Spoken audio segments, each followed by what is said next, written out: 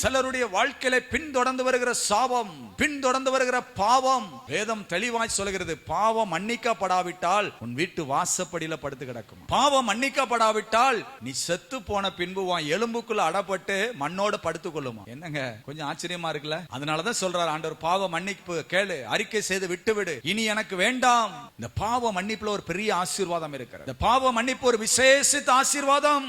38 வருஷமா படுத்து கிடக்கிறான். அவனை பார்த்து சொன்ன வார்த்தை என்ன தெரியுமா? உன் படுக்கை எடுத்துக்கொண்டு நீ நட, இனி நீ என்ன செஞ்சிராத, பாவம் செஞ்சிராத. எதுக்கு இனி நீ பாவம் செய்யக்கூடாது? அதிக கேடானது உனக்கு வராதபடிக்கு நீ என்ன செஞ்சிராத, இனி பாவம் செஞ்சிராத. அப்ப பாவம் எதை கொண்டு வருகிறது? சாபம் எதை கொண்டு வருகிறது? அதிக கேடானதை கொண்டு வந்திருக்கிறது. அவன் 38 வருஷமா படுத்து கிடக்கிறான். அவன் படுத்து கிடந்ததுன்னு காரணம் என்ன? சாபம். இயேசு அந்த சாபத்தை ஆசீர்வாதமாய் மாற்றி சொன்ன வார்த்தை என்ன? நீ எழுந்து நட, படுக்கையை விட்டு எழுந்து நட.